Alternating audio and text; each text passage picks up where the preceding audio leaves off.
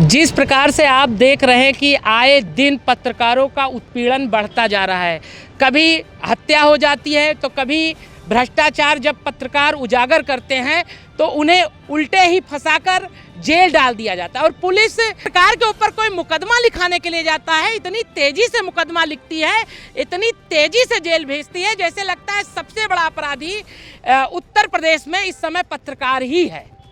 जैसे आप जानते हैं कि अभी लखीमपुर खीरी में भी आपने सुना है कि एक पत्रकार साथी के ऊपर वो भ्रष्टाचार को उजागर कर रहे थे, दीपक पंडित जिसको कहा जाता है, उजागर कर रहे थे, उनके ऊपर भी फर्जी मुकदमा लिखा गया और फिर उन्हें जेल भी भेज दिया गया, जिससे पत्रकारों में बड़ा आक्रोश है। उसके कुछ दिन पहले ही मुख्यमंत्री जी का बयान आया कि पत्रकारों के कलम को रोका ना जाए, पत्रकार के कार्यों में हस्तक्षेप ना किया जाए, अगर कोई भी करता हुआ पाया जाएगा उस पर कार्रवाई की जाएगी। लेकिन क्या ऐसे भ्रष्ट अधिकारियों पर भी कार्रवाई होगी? गाज गिरेगा?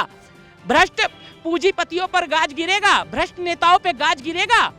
जो पत्रकार के कार्य में बाधा भी पहुंचाते हैं, पत्रकारों की हत्या भी कराते हैं, पत्रकारों को जेल भी भिजवाते हैं, उन पर कार्रवाई कब होगी? अब पत्रकार शांत रहने वाला नहीं है। आज पूरे उत्तर प्रदेश भर में सभी जगह लोगों ने ज्ञापन सौंपा है और चिंता भी व्यक्त की है। अभी आपने सुना होगा दैनिक जागरण के एक पत्रकार साथी की हत्या हुई, अभी तक उसका भी खुलासा नहीं कर पाई। क्या कारण है कि इतना बड़ा घोटाले को उन्होंने खोला था और अभी तक उनके मौत का खुलासा भी नहीं कर पाई पुलिस वहां की, और सीधे उनके ही परिवार को उल्टा पूछताछ में इस तरह से परेशान किया जा रहा है कि परिवार भी मानसिक तौर पर पूरी तरह से अड़चन हो चुका है। तो क्या स्थिति हो रही है? तो यही आज मैं माननीय मुख्यमंत्री जी से मांग करता हूं कि आप थोड़ा सा संज्ञान लीजिए, क्योंकि कुछ अराजक तत्व नाम के लोग और कुछ भ्रष्ट अधिकारी और कुछ भ्रष्ट नेता आपकी छवि धूमिल करने वाले हैं और उसका प्रयास भी चल रहा है। किस प्रकार से धूमिल किया जा रहा है छवि?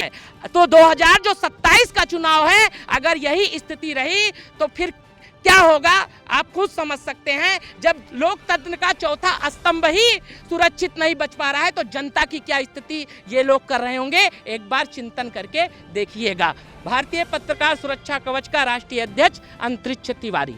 देखिए, जिस तरीके से पत्रकारों का उत्पीड़न किया जा रहा है, पत्रकारों की हत्याएं हो रही हैं, पत्रकारों को फर्जी मुकदमे में जो है लिखकर और उनको जेल भेजा जा रहा है, ये कहीं ना कहीं से जो है जो जीरो टॉलरेंस की नीति है सरकार की, यूपी सरकार की, उस पर पलीता लगा रहे हैं और पलीता लगा रहे हैं यहाँ के जो अफसरशाही है।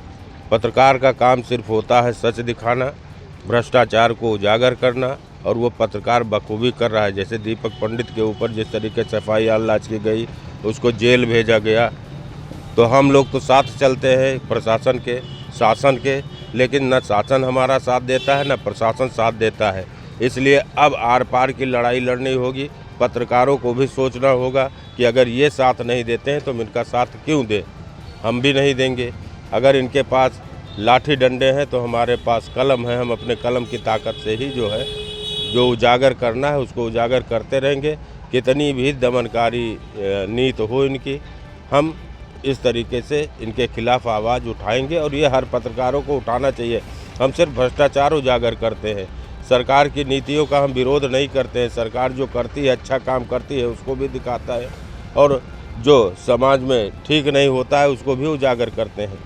तो ये अगर गलती है तो पत्रकार को ये गलती करनी पड़ेगी और पत्रकार ये गलती करता है, और कहीं ना कहीं अब ये दबने वाला नहीं है। जिस तरीके से पत्रकारों का उत्पीड़न किया जा रहा है ये बहुत ही निंदनीय है।